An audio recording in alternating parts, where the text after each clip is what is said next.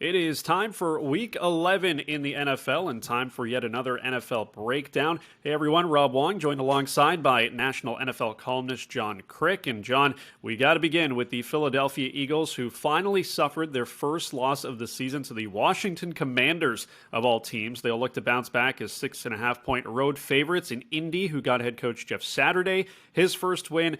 Is there another upset in the works, in your opinion? No. I guess we could maybe call this the teams that gave up on Carson Wentz Bowl, right? The Eagles, the Colts, and might be soon joined by the Commanders. Look, Philadelphia wasn't going to go 17-0. I don't think anybody's even in this day and age with so much parity could probably even make it, 10 or 12 games at this rate. They lost at home on a Monday night to a Washington team that didn't have a winning record. So when you look at, it was going to happen at some point. Could they lose a second game in 6 days to the Colts in Indianapolis against non-experienced head coach Jeff Saturday? I would not bet a single penny on it. In fact, I don't think the game will probably be close because the Eagles, look, it looks like the way we go over now, and we can't predict it, unfortunately, but whichever team is the most motivated to win, given a lot of equalities with talent at most position groups, that's usually the team that wins, it seems, this year in the NFL. I don't see the Colts being able to do it because the Eagles are going to really want to win this. They don't want to drop two in a row and start really planting those seeds of doubt, Yeah, you would think so. Meanwhile, it's an AFC East divisional matchup in Foxborough as the Jets are 3-point road underdogs to the Pats. Zach Wilson has always had a tough time historically against New England, and Bill Belichick, can he turn it around this week, John? At some point the Jets are going to pull off the upset. I mean, they've barely this century ever even beaten the Patriots, especially there at Foxborough. Is this the week that they turn the trick? Hey, this team has as good a chance as any Jets team. Just don't see it. Zach Wilson in his 2 years in the NFL just hasn't been able to do anything against Bill Belichick's defense.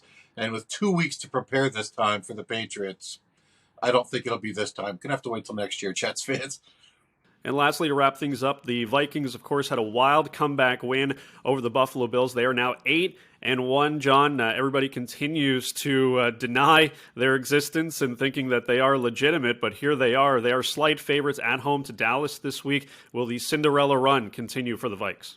I mean, in one regard, you look at it and go, why not? I mean, there's an old saying in football that with these epic high-scoring thrillers like they just pulled off in Buffalo, that you might lose the game 20 times, but you have to win it 21 times. They probably lost it about 30 times in Buffalo and won it 31 incredibly, right? They took about 10 incredible catches by Justin Jefferson just for them to be able to be in position to win that game. Can they do it again? Maybe. At some point, people are figuring that, this good fortune, this long string of good fortune, which Minnesota's kind of operated on, walking the tightrope, if you will, for about 50 yards, at some point they're going to fall. And it's good as any week, I think, for them to fall with Dallas coming to town. But the problem with the Cowboys, if they weren't also distracted on getting OBJ, Odell Beckham Jr., which it seems Jerry's instructing every player on both sides of the ball to just say, we want him, we want him, we want him. That doesn't send a good message to the players that you do have, including the good wide receivers. It seems to me as though Minnesota, why not keep picking them until they can't win? Yeah, never bet against the streak, and they are on a roll right now. For all of John's Week 11 picks, sign up for his Kryk Slants newsletter, and you can also find him on Twitter at John Kryk.